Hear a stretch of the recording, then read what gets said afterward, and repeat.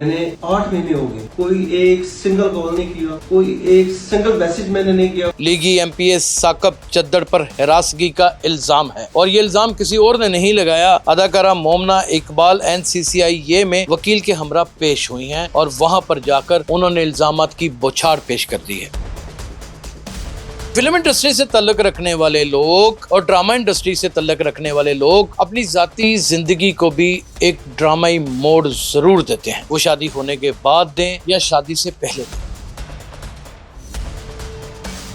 आखिरकार ऐसा क्या हो गया कि मोमना इकबाल को NCCIA में जाना पड़ा? बताए जाने वाले इल्जाम से तो ऐसा ही लग रहा था कि एक लीगी ऐसा सियासतदान जो एक मोतबर तो है लेकिन किसी औरत को, किसी दोशीजा को हरासा करने की भरपूर कोशिश कर रहा है और जान से मारने की धमकियां दे रहा है। चल चल चल चल दफाओ, ताला टूट गया है। जेब से पैसे पाले जेब से। इन नजरों को यहां से देखे।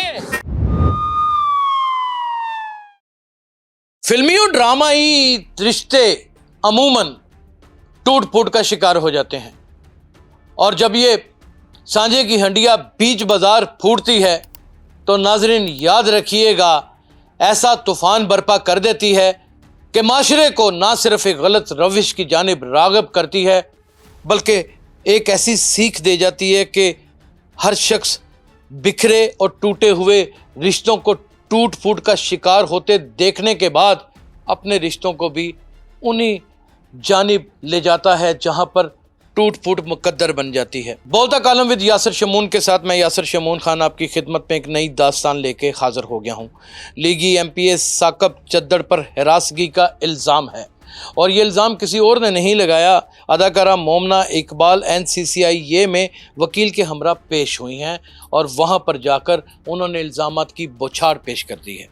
मोमना इकबाल एक बहुत मारूफ अदाकारा हैं, खूबरू हसीना हैं, लाखों की तादाद से इनके मद्दाह हैं, बहुत सारे अच्छे ड्रामे और बहुत सारी सीरियल्स इनके क्रेडिट में हैं और हर खासो आम इनकी अदाकारी को पसंद भी करता है।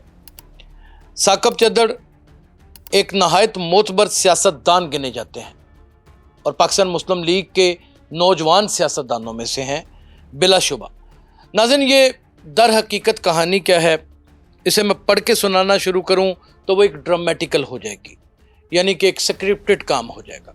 आपको सादे सादे लफ्ज़ों में समझा देता हूं कि फिल्म इंडस्ट्री से ताल्लुक़ रखने वाले लोग और ड्रामा इंडस्ट्री से ताल्लुक़ रखने वाले लोग अपनी ज़ाती ज़िंदगी को भी एक ड्रामाई मोड़ ज़रूर देते हैं, वो शादी होने के बाद दें या शादी से पहले दें।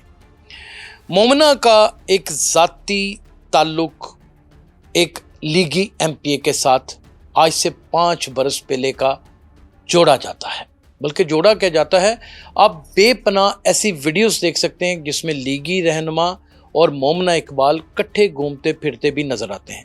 आप इसे सादा लफ्ज़ों में अगर कह लें कि मोमना इकबाल और साकब चद्दड़ के दरमियान एक बेइंतहा, एक उम्दा किस्म की केमिस्ट्री और एक बहुत ही बायोलॉजिकल फ्रेंडशिप मौजूद थी, जिससे दोनों ही अशखास यानी कि फ़रीक अव्वल और फ़रीक दोम किसी भी सूरत इनकार नहीं कर सकते। आखिरकार ऐसा क्या हो गया कि मोमना इकबाल को NCCIA में जाना पड़ा और जो तहरीर और जो उन्होंने इंस्टा के ऊपर अपनी पोस्ट लगाई उसमें बताए जाने वाले इल्ज़ाम से तो ऐसा ही लग रहा था कि एक लीगी ऐसा रहनुमा, एक ऐसा सियासतदान जो एक मोतबर तो है लेकिन किसी औरत को, किसी दोशीजा को हरासा करने की भरपूर कोशिश कर रहा है और जान से मारने की धमकियां दे रहा है। लेकिन जब दरख्वास्त सामने आती है तो दरख्वास्त के लुब्बे लबाब से ये चीज़ मालूम हो जाती है कि इन दोनों के दरमियान में ना सिर्फ मरासम थे बल्कि ये एक बहुत अच्छे दोस्त थे और ये दोस्ती तकरीबन 3 से 4 साल और 5 साल के दरमियान बताई जा रही है। इन दोनों के दरमियान इख्तलाफात जन्म ले लेते हैं। इख्तलाफात जब हद से ज़्यादा बढ़ते हैं तो ये रिश्ता टूट फूट का शिकार हो जाता है। नाज़रीन, रिश्ता सिर्फ़ और सिर्फ मियाँ बीवी के दरमियान नहीं होता, रिश्ता सिर्फ़ और सिर्फ आशिक और मशूक के दरमियान नहीं होता, रिश्ता 2 दोस्तों के दरमियान भी होता है और ये नबियों पैगंबरों में भी मौजूद था और ये बड़े बड़े اسکالر بھی اپنے دوستوں کے حوالے دیتے ہیں اپنے افسانوں میں، اپنی تحریروں میں اور مختلف قسم کی کتابوں اور دریچوں اور اخباروں میں۔ کوئی بھی ایسا شخص نہیں جو دوست کے بغیر زندہ رہ سکے۔ معاشرے میں زندہ رہنے کے لیے تعلق کاروباری بھی رکھنے پڑتے ہیں، اور بسا اوقات ان تعلقات کو کاروبار سے ہٹ کے اپنی نجی زندگی میں بھی لانا مقصود ہو جاتا ہے۔ اس میں محبت بھی عمل پیرا ہو سکتی ہے، اس میں عشق بھی ہو سکتا ہے۔ اب ان دونوں کے درمیان میں کس طرح کی کیمسٹری تھی، یہ بالکل ہی ایک ذاتی نوعیت کا معاملہ ہے، لیکن جب دونوں ہی لوگ پبلک فگر ہیں تو پھر اس میں ذاتیات کہاں ہیں؟ اس کا مطلب کہ ان کے درمیان ہو جانے والا واقعہ پورے معاشرے کا واقعہ ہے، اور پھر اس واقعے کو پیش کرنا ایک صحافی کی ذمہ داری بن جاتی ہے۔ تو ناظرین، دونوں کے درمیان میں لگ بھگ تقریباً 4 سے 5 سال کا ایک تعلق تھا۔ وہ محبت کا تعلق تھا، وہ عشق کا تعلق تھا، وہ دوستی کا تعلق تھا۔ آپ جس نظر سے دیکھنا چاہتے ہیں دیکھ لیجئے۔ یہ تعلق چلتا ہے سیاست کا اور ایکٹنگ کا تعلق کتنی دیر ساتھ چل سکتا ہے؟ دونوں ہی جھوٹ کی بنیاد کے اوپر تعلق بناتے ہیں۔ جھوٹ کی بنیاد کے اوپر یا سچ کی بنیاد کے اوپر بننے والے تعلق میں ایک ڈرامہ ہوتا ہے، ایک سکرپٹ ہوتا ہے۔ اس سکرپٹ کو کب تک ساتھ لے کے چلا جا سکتا ہے؟ دونوں ہی پبلک فگر ہوتے ہیں، دونوں ہی اپنے فن کے اوجے کمال پر ہوتے ہیں۔ وہ MP بن جاتا ہے اور تگڑا ترین MP بن جاتا ہے، اور یہ محترمہ ایک ممتاز اداکارہ بن کے ابھرتی ہیں۔ ناظرین، یہ دوستی دوام نہیں پکڑتی، یہ رشتہ نہیں پنپتا۔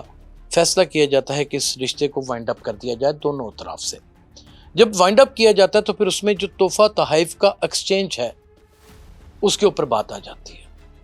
جو چیزیں ثاقب چدر کی اپنی ملکیت تھی، جو استعمال میں تھیں، اداکارہ مومنہ اقبال کے بقول ثاقب چدر کے MPA صاحب کے، وہ ان سے مانگتے ہیں۔ اختلافات کی جڑ یہاں پہ مضبوط ہوتی ہے۔ وہ کروڑوں کے تحائف ہوتے ہیں، وہ تحائف ہیں تو واپس کیسے مانگے جا سکتے ہیں، یہ سوچنے کی بات ہے۔ اور اگر وہ ویسے ہی دیے گئے ہیں استعمال کے لیے تو ظاہر ہے اس کا واپس کرنا بھی ایک فطرتی عمل ہے۔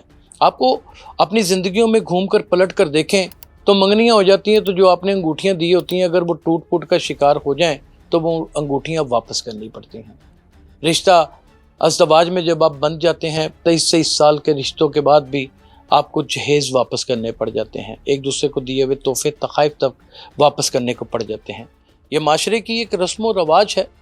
رشتہ جب بنتا ہے تو تحفے دیے جاتے ہیں، اور جب رشتہ ٹوٹ جاتا ہے تو تحفے واپس لے لیے جاتے ہیں۔ اسی طریقے سے مومنہ اقبال اور ثاقب چدر کے درمیان ہوا۔ انہوں نے جو چیزیں دی ہوئی تھی وہ واپس مانگی، تو پھر مومنہ نے فیصلہ کیا کہ ایک پوسٹ لگا دی جائے۔ وہ پوسٹ کیا لگتی ہے، پوری دنیا میں کوہرام ہی لگتا ہے، مچ جاتا ہے، بالخصوص پاکستان اور انڈسٹری کے لوگ اور سوشل میڈیا کے اوپر ایک نئی بحث چھڑ جاتی ہے۔ نئی بحث کیا چھڑتی ہے؟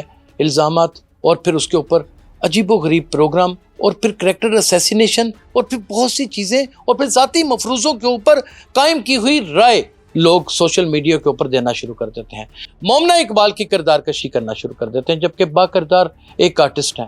ان دونوں کے درمیان میں جو بھی رشتہ تھا وہ ان کا ذاتی اور ایک پرسنل رشتہ تھا۔ جیسے کہ ان کی بہن وکیل نے سب کچھ کہا کہ ان کا ذاتی مسئلہ ہے، اس کو اس طرح نہ کیا جائے، لیکن انہوں نے میڈیا کی سپورٹ کو بھی سراہا۔ اسی طریقے سے ثاقب چدر کے وکیل علی نے بھی آ کر بہت سی چیزیں بتائیں، اور انہوں نے اس بات سے ہی ڈینائی کیا کہ جو الزام لگائے گئے ہیں ہراسگی کے، وہ یہ پلیٹ فارم ہی نہیں ہے NCCIA، یعنی کہ national cyber crime investigation agency, اس کا ایک پلیٹ فارم ہی نہیں ہے۔ اور انہوں نے ٹھیک کہا، کسی قسم کی کوئی ہراسمنٹ جو ہے اس کا ایلیگیشن لگا ہے۔ پہلی بات تو یہ کہ ہراسمنٹ کے ایلیگیشن کا یہ فورم نہیں ہے NCCI۔ National cyber crime investigation agency تو در حقیقت ایک سائبر باؤنڈریز کو کراس کرنے والے مجرمان کو پکڑنے والا ادارہ ہے، ملزمان کو پکڑنے والا ادارہ ہے۔ اس میں آپ کسی کی ذاتیات کے اوپر حملہ کر دیں، یا کسی کی شخص یا کسی ذات یا کسی نام یا کسی کی تصویر کا استعمال یا کسی کی ویڈیو کا غلط استعمال اگر کوئی شخص کرتا ہے تو وہ جرمدار بن جاتا ہے۔ اور پھر national cyber crime investigation agency مختلف اپنے ضابطوں کے حوالے سے ایکشن میں آتی ہے، انکوائری پٹ اپ ہوتی ہے، FIR ہوتی ہے، نوٹسز ہوتے ہیں، FIR ہوتی ہے، اور پھر اس کے بعد گرفتاریوں کا سلسلہ چلنے لگتا ہے۔ National cyber crime investigation agency جو ہے وہ در حقیقت ایک انڈیپینڈنٹ ادارہ ہے۔ ناظرین، یہ درخواست ان کے پاس چلی جاتی ہے، متعلقہ ڈائریکٹر اس درخواست کو سنتے ہیں، سوال جواب کا سلسلہ شروع کر دیا جاتا ہے۔ سوال جواب کے سلسلے کے بعد ایک نئی بحث میڈیا کے اندر چھڑ جاتی ہے۔ اس بحث میں جہاں پر ثاقب چدر کے اوپر بے پناہ الزامات لگائے جاتے ہیں، آپ کو پتہ ہی ہے سوشل میڈیا جس کے پاس مائک ہے، جس کے پاس کیمرہ ہے، وہ ایک رپورٹر کی حیثیت سے اپنی زبان سے نکالے جانے والے الفاظ کو بلا سوچے سمجھے استعمال کر جاتا ہے، اور وہ کس کا کریکٹر اسیسینیشن کر گیا کس کی نہیں، اس کا بھی پتہ نہیں چلتا۔ ان دونوں کے اوپر بڑا کرٹیسائز ہوتا ہے، بڑی باتیں ہوتی ہیں، رشتہ دونوں کا نکلتا ہے اور ایک دوسرے کو تحائف بھی دیے ہوتے ہیں، جس میں سے ثاقب چدر کیونکہ ایک امیر ترین انسان ہے اور پاکستان مسلم لیگ نون کا MPA بھی ہے، وہ زیادہ مہنگے قسم کے تحائف دے دیتا ہے۔ جب رشتہ ہی نہیں رہتا تو تحائف بھی واپس ہوتے ہیں، جب تحائف مانگے جاتے ہیں تو ایک پوسٹ لگا دی جاتی ہے مومنہ اقبال کی جانب سے، یہ پوسٹ ہی نہیں لگتی، سمجھ لیجیے ایک نیا پنڈورا باکس کھل جاتا ہے۔ اب جیسے جیسے تفتیش آگے بڑھتی چلی جاتی ہے، ویسے ویسے مختلف قسم کی رائے اور مختلف قسم کی چیزیں سامنے آ جاتی ہیں۔ ناظرین، یہ جو سیاست دانوں کے درمیان اور جو فلمی اداکاراؤں کے درمیان دوستیاں ہوتی ہیں، اس کے پیچھے ذاتی مقاصد ہوتے ہیں، اور ذاتی مقاصد کس طرح کے ایک مرد اور عورت کے درمیان میں ہو سکتے ہیں، اس کا اندازہ آپ خود ہی لگا سکتے ہیں۔ یہ رشتہ مل بیٹھ کے سلجھ جائے گا یا آگے جا کے کوئی مزید کوہرام مچائے گا، اس کے بارے میں تو نہیں میں کچھ کہہ سکتا، لیکن یہ میں ضرور کہہ سکتا ہوں کہ مومنہ اقبال اپنی ریپوٹیشن کو کبھی بھی خراب نہیں کریں گی، اور یہ بھی میں پورے وثوق کے ساتھ کہہ سکتا ہوں کہ ثاقب چدر جو MPA ہیں، ان کی جماعت ان کو اجازت ہی نہیں دے گی کہ یہ کیس مزید ہائپ کریٹ کرے، اور کیونکہ یہ کیس اگر مزید ہائپ کریٹ کرتا ہے تو ایک مسلم لیگ کی رہنما کے ساتھ ایک فلمی یا ڈرامائی اداکارہ کا ساتھ اس جماعت کی ساخت کو بھی کہیں نہ کہیں ڈیمیج کرتا ہے۔ یہ معاملہ کسی پریا پنچایت یا ڈائریکٹر صاحب کے کمرے میں بیٹھ کر سلجھ جائے گا اور یہ درخواست بالآخر داخل دفتر ہو جائے گی۔ اب آپ اسے پبلسٹی سٹنٹ کہیں یا پھر ایک دوسرے کی بری لگ جانے والی باتوں کا ایک ریئیکشن، جب آپ پبلک فگر ہوتے ہیں تو آپ کی زندگیوں کے غم، آپ کی زندگیوں کے عذاب اور آپ کی زندگیوں کے ساتھ جڑی ہوئی خوشیاں بھی پبلک ہو جاتی ہیں، اور جب یہ پبلک ہوتی ہیں اس سے کچھ لوگ ایک سبق حاصل کرتے ہیں اور بہت سے لوگ اسی روش پر چل نکلتے ہیں۔ اپنا بہت خیال رکھیے گا، اللہ حافظ۔